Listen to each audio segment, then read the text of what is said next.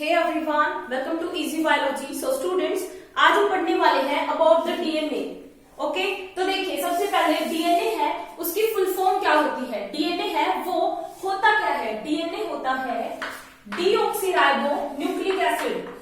Deoxy ribo nucleic acid, nucleic acid. DNA है वो deoxyribo nucleic acid होता है। डीएनए है वो मैक्रोमोलिक्यूल होता है। जैसे देखिए हमने जब न्यूक्लिक एसिड का जो इंट्रोडक्टरी पार्ट देखा था तो उसके अंदर भी हमने पढ़ा था कि जो डीएनए है वो मैक्रोमोलिक्यूल होता है। कहने का मतलब क्या हुआ, मैक्रोमोलिक्यूल है उसका मतलब क्या हुआ, मैक्रोमोलिक्यूल। कि जो डीएनए है वो मैक्रोमोलिक्यूल होता है। इट मीन्स कि डीएनए है वो एक लार्ज मोलिक्यूल है, मतलब उसकी लेंथ है वो बहुत ज्यादा होती है, वो एक लार्ज मोलिक्यूल होता है। ठीक है, तो जो डीएनए है वो मैक्रोमोलिक्यूल है। It means it is larger. ठीक है, कि वो क्या होता है, एक लार्ज मोलिक्यूल होता है। डीएनए है वो उसके अंदर दो स्ट्रैंड्स है वो मिलते हैं हमें, पॉलीन्यूक्लियोटाइड स्ट्रैंड्स है वो। ठीक है, देखिए क्या बोल रहा है कि जो डीएनए है उसके अंदर टू स्ट्रैंड्स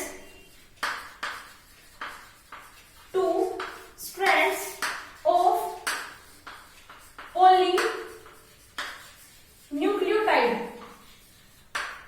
देखिए अब कहने का मतलब क्या हुआ कि जो डीएनए है उसके अंदर टू स्ट्रैंड्स ऑफ पॉलीन्यूक्लियोटाइड है वो होते हैं। पॉलीन्यूक्लियोटाइड का मतलब क्या होता है, देखिए न्यूक्लियोटाइड जब हमने देखा था, न्यूक्लियोटाइड है वो क्या होता है, न्यूक्लियोटाइड के अंदर तीन चीजें हमने देखी थी, that is the nitrogenous base, sugar molecule and phosphate. यही तो होता है ना जो न्यूक्लियोटाइड है उसके अंदर। तो होगा क्या यहाँ पे कि जो डीएनए मॉलिक्यूल है उसके अंदर पॉलीन्यूक्लियोटाइड होते हैं। मतलब कहने का क्या हुआ कि पॉली का मतलब क्या होता है, मतलब मल्टी और मोर देन टू। ठीक है, तो यहाँ पे कहने का मतलब क्या हुआ कि डीएनए है वो एक ऐसा मॉलिक्यूल होगा जिसके अंदर दो स्ट्रैंड्स है वो होंगे किसके, पॉलीन्यूक्लियोटाइड के। मतलब न्यूक्लियोटाइड्स है वो बहुत ज्यादा होते हैं इसके अंदर। ठीक है, और वो क्या बनाते हैं, दो स्ट्रैंड्स बनाते हैं।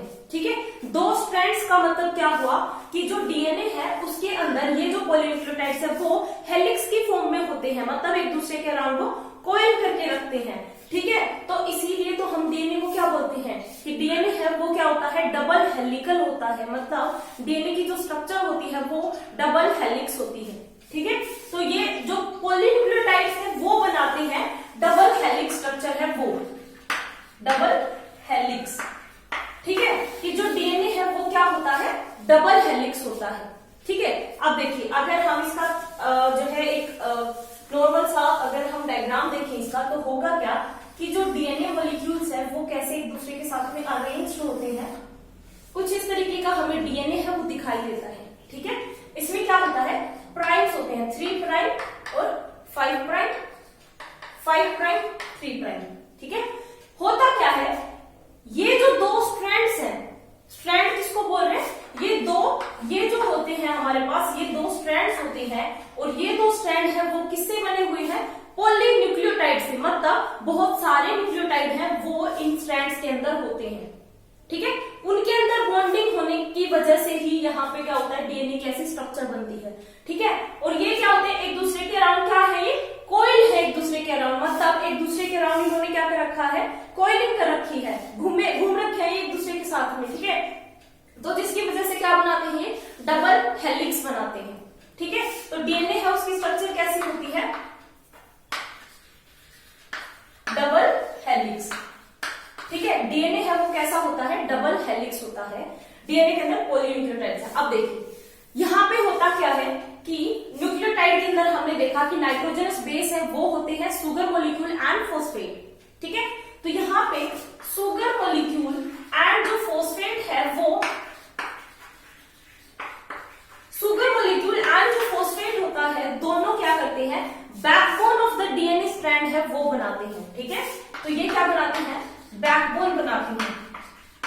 देखिए अगर आपके पास में एक क्वेश्चन भी आ जाता है कि बैकबोन ऑफ डीएनए है वो किससे बनी हुई होती है, ठीक है, हुआ कि इसके ये जो स्ट्रैंड्स है, ये स्ट्रैंड है वो किससे बने हुए होते हैं, तो वो होते हैं सुगर एंड फोस्फेट से बने हुए। ठीक है, तो यहाँ पे होगा क्या, सुगर फोस्फेट, सुगर फोस्फेट, मतलब ये अल्टरनेटिवली एक दूसरे के होते हैं। ठीक है, ऐसे ये अरेंज होते हैं, जो सुगर और फोस्फेट मॉलिक्यूल्स है वो बैकबोन ऑफ द डीएनए है वो बनाते हैं। ठीक है, और जो नाइट्रोजनस बेस है, अब देखिए अब क्वेश्चन ये आता है कि ठीक है फोस्फेट और सुगर ने बैकबोन को बना दिया, ठीक है, लेकिन अब जो नाइट्रोजनस बेस बच गए कौन कौन से, एडेनिन, साइटोसिन, ग्वानिन और थाइमिन, ठीक है, वो कहाँ पे होते हैं, मतलब वो कहाँ मिलते हैं, अब ये जो डीएनए हेलिक्स है उसके अंदर। तो देखिए अगर हम इसका छोटा सा सेगमेंट देखें अगर, तो होगा क्या यहाँ पे, देखिए अगर हम इसको देखें तो होगा क्या, यहाँ पे तो क्या होते हैं सुगर फोस्फेट, सुगर फोस्फेट, ठीक है, यहाँ पे भी फोस्फेट सुगर, फोस्फेट सुगर, ठीक है। यहाँ क्या होता है, सुगर मॉलिक्यूल के साथ में यहाँ पे जो नाइट्रोजनस बेसिस होते हैं वो प्रेजेंट होते हैं, मतलब इनके बीच में प्रेजेंट होते हैं यहाँ पे, ठीक है।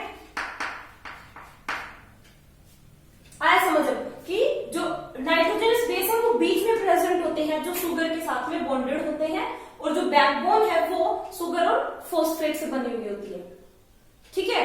तो यहाँ पे क्या होता है, और इनके बीच का जो बॉन्ड होता है वो कौन सा होता है, हाइड्रोजन बॉन्ड, हाइड्रोजन बॉन्ड, ठीक है। डीएनए की डबल हेलिक्स होती है, ओके।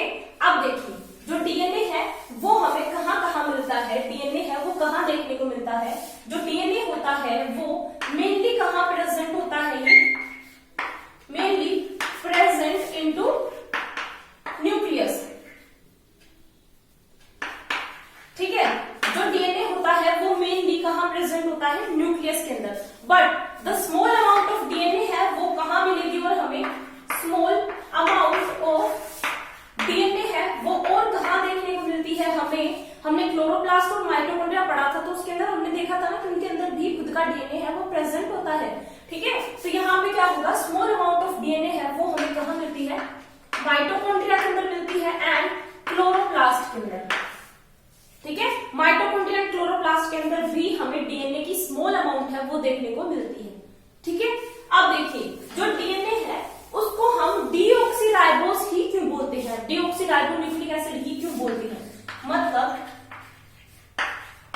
डीऑक्सीराइबोस, डीएनए को ये क्यों बोलते हैं हम, डीऑक्सीराइबोन्यूक्लिक एसिड होता है ये, ठीक है। तो हम ये डीऑक्सीराइबो क्यों बोलते हैं इसको, क्योंकि डीएनए के अंदर डीऑक्सीराइबोस एक सुगर प्रेजेंट होती है, ठीक है। राइबोस सुगर होती है, ये राइबोस सुगर होती है, बट डीएनए के अंदर क्या होती है वो डीऑक्सी, डीऑक्सी का मतलब क्या होता है, डी का मतलब क्या होता है, किसी भी चीज का लेस होना या फिर लैक होना, ठीक है। और ऑक्सी का मतलब क्या होता है, ऑक्सीजन। आया समझ में कि डीऑक्सीराइबोस का मतलब क्या हुआ कि जो सुगर डीएनए के अंदर होगी उसके अंदर जो ऑक्सीजन मॉलिक्यूल है, एक पोजीशन पे ऑक्सीजन मॉलिक्यूल है वो लैक होगा, मतलब वो एब्सेंट होगा, नहीं होगा वहां पे वो, ठीक है। अगर हम इसकी स्ट्रक्चर देखें, देखिए जो राइबोस शुगर होती है उसकी स्ट्रक्चर होती है कुछ इस तरीके की, पेंटोज शुगर होती है, 5 इसके अंदर जो कार्बन एटम है वो मिलते हैं, ठीक है। तो यहाँ पे होगा क्या, ये जो यहाँ पे ये जो पोजीशन होती है, सेकेंड जो पोजीशन होती है उसके अंदर जो ऑक्सीजन मॉलिक्यूल है वो एब्सेंट होता है। यहाँ पे नॉर्मली होना क्या चाहिए था, राइबोस शुगर के अंदर OH, यहाँ OH होना चाहिए था, but in case of DNA यहाँ पे क्या होता है, ओनली H प्रेजेंट होता है, ठीक है। उसके बाद H OH H CH2OH, ये स्ट्रक्चर होती है डीऑक्सीराइबोस शुगर है उसकी, मतलब जो सेकंड पोजीशन है उसके ऊपर ऑक्सीजन मॉलिक्यूल है वो एब्सेंट होता है इन केस ऑफ डीएनए, ठीक है। इसलिए हम डीएनए को क्या बोलते हैं, डीऑक्सीराइबोन्यूक्लिक एसिड, और इसके अंदर जो शुगर होती है वो कौन सी होती है, डीऑक्सीराइबोस शुगर होती है, ठीक है। उसके बाद जो डीएनए है, अगर हम उसके फंक्शंस देखें कि डीएनए है उसके फंक्शन क्या होते हैं, डीएनए है वो किसमें हेल्प करता है? डीएनए का काम क्या होता है बॉडी के अंदर? ठीक है, तो डीएनए है वो क्या होता है? जेनेटिक मटेरियल होता है।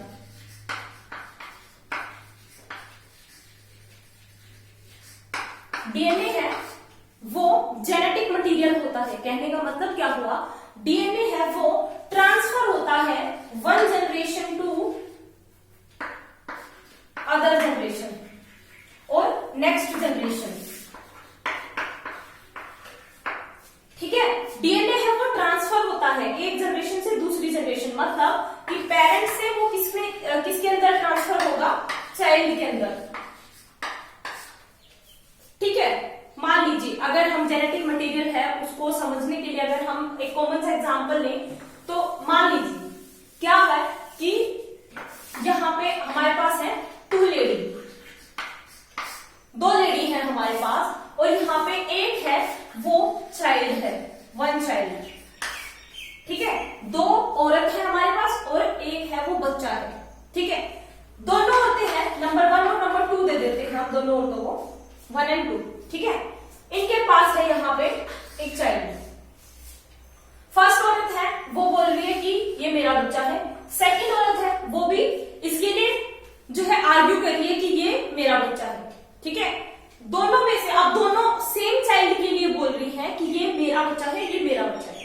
ठीक है, तो अब हम कैसे मतलब पता लगाएंगे कि ये भाई एक्चुअल में किसका बच्चा है? ये जो एक्स हमने माना है वो किसका बच्चा है, रियल में किसका बच्चा है, वो हम कैसे पता लगाएंगे? हम क्या करेंगे, इन तीनों का क्या लेंगे, हम डीएनए टेस्ट करवाएंगे। ठीक है, क्या करवाएंगे हम? DNA test. तीनों का क्या करवाएंगे? डीएनए टेस्ट करवाएंगे। उसमें हम देखेंगे कि जिसका डीएनए है वो इस चाइल्ड का डीएनए जिस लेडी के डीएनए के साथ में मैच करेगा, जिसके साथ में ये मिल जाएगा, उस डीएनए मतलब सेम होगा। चाइल्ड का डीएनए जिस लेडी के डीएनए से सेम होगा, इट मींस वो चाइल्ड है वो उसका है। ठीक है, तो इससे हमें क्या पता लगा कि माँ बाप से जो भी कैरेक्टर है वो ट्रांसफर होते हैं, वो चाइल्ड के अंदर होते हैं एक जनरेशन से दूसरी जनरेशन, तो जो डीएनए है वो भी ट्रांसफर होता है। ठीक है, इसीलिए हम पता लगा सकते हैं जो है पेरेंट और चाइल्ड है कि वो किसका बच्चा है, किसका बच्चा नहीं है। ठीक है, तो इसलिए डीएनए टेस्ट है उसके थ्रू हम पता लगा सकते हैं। इसीलिए हम डीएनए को क्या बोलते हैं? जेनेटिक मटेरियल बोलते हैं। ठीक है, दूसरा इसका फंक्शन क्या होता है? डीएनए है वो सिंथेसाइज करवाता है किसको? सिंथेसाइज और फॉर्मेशन ऑफ आरएनए। ठीक है, कि जो डीएनए होता है वो फॉर्मेशन या मतलब बनाता है किसको? आरएनए को। आरएनए की भी फॉर्मेशन करवाता है। आरएनए क्या होता है? जस्ट इससे उल्टा हो जाएगा। इसके अंदर डीऑक्सीराइबोज शुगर प्रेजेंट थी, इसके अंदर क्या होगी? राइबोज शुगर होगी। राइबो न्यूक्लिक एसिड होता है ये। ठीक है, इसको हम अलग से लेंगे, इसका टॉपिक है वो। इसके अंदर क्या होगा? जैसे डीएनए के अंदर ऑक्सीजन है वो जो है एब्सेंट थी सेकंड पोजीशन पे, but in case of RNA oxygen है वो वहां पे प्रेजेंट होगी। ठीक है, इसीलिए हम इसको क्या बोलते हैं? राइबो न्यूक्लिक एसिड बोलते हैं। इसके अंदर राइबोज शुगर होती है, इसके अंदर डीऑक्सीराइबोज शुगर होती है डीएनए के अंदर। ठीक है, तो ये है ओवरऑल डीएनए के बारे में। आई थिंक मैंने सारा जो टॉपिक है इसका वो कवर अप करवा दिया है। अगर आपको कोई भी प्रॉब्लम हो आप मुझे कमेंट सेक्शन के अंदर बता सकते हैं। आप मुझे टेलीग्राम पे भी ज्वाइन कर सकते हैं, डिस्क्रिप्शन में आपको टेलीग्राम का लिंक मिल जाएगा। So thank you very much.